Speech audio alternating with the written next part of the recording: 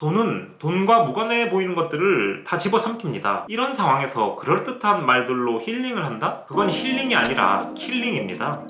안녕하세요, 김태환의 키노아입니다. 오늘은 들레즈와 가타리의 책 청개의 공원에 등장하는 도주라는 개념을 다뤄보고자 합니다. 도주의 뜻을 직관적으로 생각해봅시다. 어렵지 않습니다. 도주는 도망간다는 뜻입니다. 피하거나 쫓겨서 도망간다는 뜻이죠. 그러면 무엇을 피하고 무엇으로부터 도망간다는 것일까요? 자본주의를 피하고 도망간다는 것입니다. 자본주의 사회에 살고 있으면서 자본주의로부터 도주한다? 자본주의 사회에 살아가는 사람들 중 돈에 쫓기지 않는 사람이 있을까요? 재벌이면 돈에 쫓기지 않는다고 대답할 수 있겠지만 꼭 그렇지 않을 겁니다. 재벌들 또한 회사의 성과, 실적에 시달릴 것이고 소위 이 시대의 진정한 주님으로 불리는 건물주 역시도 정책에 따른 집값 변화, 제재, 물가 변동 등 온갖 돈의 문제에 시달립니다. 이러한 문제를 관통하는 법정 스님의 무소유 정신은 정말 아름다운 것이고 저 또한 지지하는 것이지만 무소유 정신이 의미가 있다는 사실은 그만큼 우리가 자본주의 사회에서 돈과 소유에 쫓기고 있음을 방증하는 것이죠. 얼마 전에 본 유튜브 댓글이 생각납니다. 돈이 행복을 가져다 주는 것은 아니지만 돈 없이 행복할 수는 없다. 순간 이 말이 저의 전곡을 찔렀습니다. 그런데 그게 너무 슬펐습니다. 제 가치관과 반대되는 것이고 이에 반문하고 싶었지만 저 또한 자본주의를 살아가기 때문에 쉽게 빠져나올 수 없는 그런 대목들이었던 거죠. 개인적으로 맛있는 음식을 술에 곁들여 먹는 걸 좋아해서 맛집 지도를 만드는 게 취미인데 종종 그런 생각을 하거든요. 제가 좀 돈이 두둑하게 있으면 참치집에서 실장 스페셜을 신경 안 쓰고 먹을 수 있을 텐데 하고 말이죠. 이처럼 자본의 문제는 이 사회의 모든 활동에 있어 발목을 잡습니다. 신경을 안 쓸 수가 없죠. 돈은 모든 대상을 경계 없이 넘나듭니다. 누군가 힐링한답시고 막연하게 자신의 꿈을 위해 살라, 하고 싶은 것을 하면서 살아라 라고 말하면 그 순간은 위로가 되지만 본인이 부유한 집의 자제분이 아니라면 꿈대로 살면 먹고 살 수 있을까? 즉 돈을 벌 수 있을까? 하는 불안에 휩싸입니다. 그래서 돈을 벌자, 안정적인 삶을 살자 라고 타협했다고 칩시다. 그렇다고 해서 본인의 꿈이 사라지나요? 언제나 도달할 수 없는 것, 도달하지 못했던 것으로 마음에 남아 있습니다. 그때 내 음악을 계속 했다면, 계속 글을 썼다면 하는 식으로 마음에 남는 것이죠. 그래서 우리는 자본주의 사회에서 분열적인 삶을 살아갑니다. 청개의 고원의 부제도 자본주의와 분열증으로 이러한 사태를 함축합니다. 돈이 나라는 존재를 분열시켜버리는 거죠. 돈은 돈과 무관해 보이는 것들을 다 집어삼킵니다. 이런 상황에서 그럴듯한 말들로 힐링을 한다? 그건 힐링이 아니라 킬링입니다. 자본주의 사회에서는 따뜻한 마음 하나만으로 할 수 있는 일이 그리 많지 않습니다. 설령 그 따뜻한 마음마저도 실행할 수 있게끔 하는 판을 짜버리는 것이 자본입니다. 코로나 시국 전에 백화점에 가보면 정말 좋은 문화 강좌들이 열립니다. 그런데 백화점은 자본주의의 진정한 상징적 아케이드죠. 철저하게 소비를 위한 곳입니다. 그 안에서 벌어지는 다양한 강좌에서 자본주의를 비판하거나 혹은 자본주의에 대한 같은 것들이 쏟아져 나온다고요. 엄청나게 분열적인 환경이죠. 이곳에서 열리는 강의들을 부정하거나 비판하는 게 아닙니다. 그런데 자본은 이렇게 말하고 있는 것 같습니다. 자, 판을 깔아줄게. 날 욕하고 망가뜨릴 수 있는 그런 판마저도. 근데 내가 부서질까? 돈이 무조건 나쁘다는 게 아닙니다. 무조건 부정해야 할 것도 아니고요. 돈이 있기 때문에 우리는 편리함을 누릴 수 있는 부분이 많고 지금 이렇게 살 수 있는 것도 돈이 만든 효율적인 체계가 있기 때문일 것입니다. 그럼에도 무서운 것은 돈의 그물망입니다. 이 그물망은 모든 것을 삼키고 포획해버리니까요. 이러한 그물망으로부터 벗어나는 행위가 도주입니다. 도주는 예전에 탈주로 번역되기도 했습니다. 그런데 저는 오늘 청개의 고원의 역자인 김재인 선생님께서 쓴 혁명의 거리에서 들레즈를 일자의 논지를 토대로 이야기를 전개할 것이기 때문에 도주라는 번역을 택합니다. 들레즈가 국내에 소개됐던 초창기에 탈주라는 개념이 소개됐고 이는 능동성을 띠는 다소 낭만적이고 유목적인 철학으로 여겨졌습니다. 그런데 들레즈는 자본주의라는 포식자가 갖가지 얼굴로 삶을 침범해오는 절박한 상황에서의 어쩔 수 없는 도망을 설명하고 있기에 도주라는 번역이 더 적합하다는 의견이 있는 것입니다. 도주 개념은 동물학에서 유래합니다. 들레즈는 토끼굴을 예로 듭니다.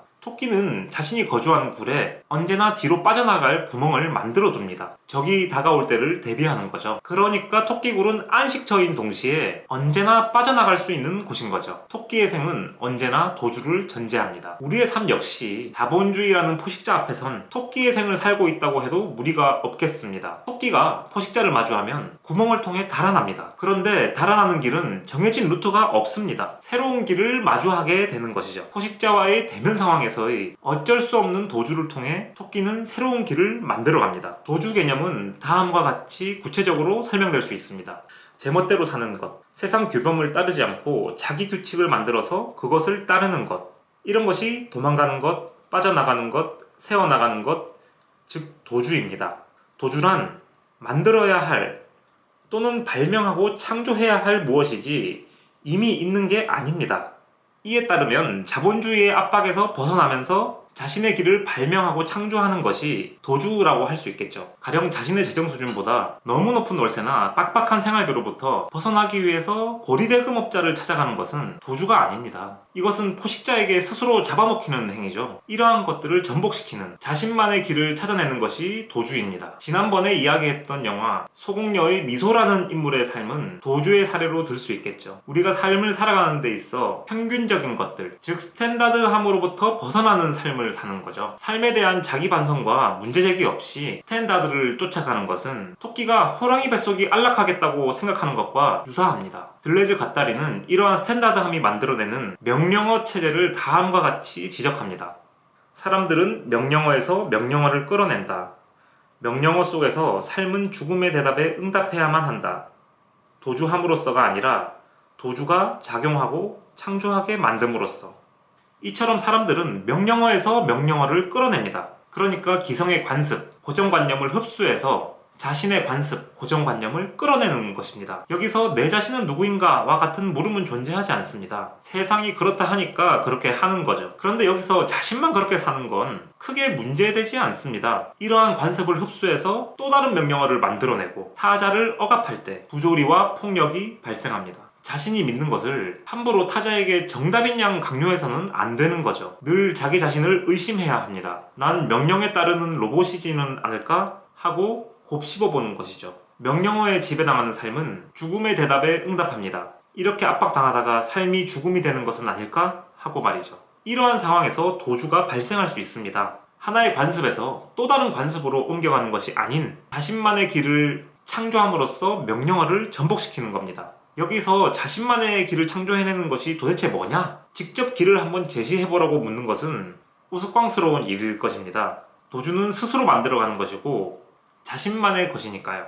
저 또한 삶과 세계에 대한 물음을 여러분과 함께 품고 싶고 이를 통해 각자의 길로 도주했으면 합니다. 오늘 준비한 내용은 여기까지입니다. 시청해주셔서 감사합니다. 김태환의 키노아이였습니다.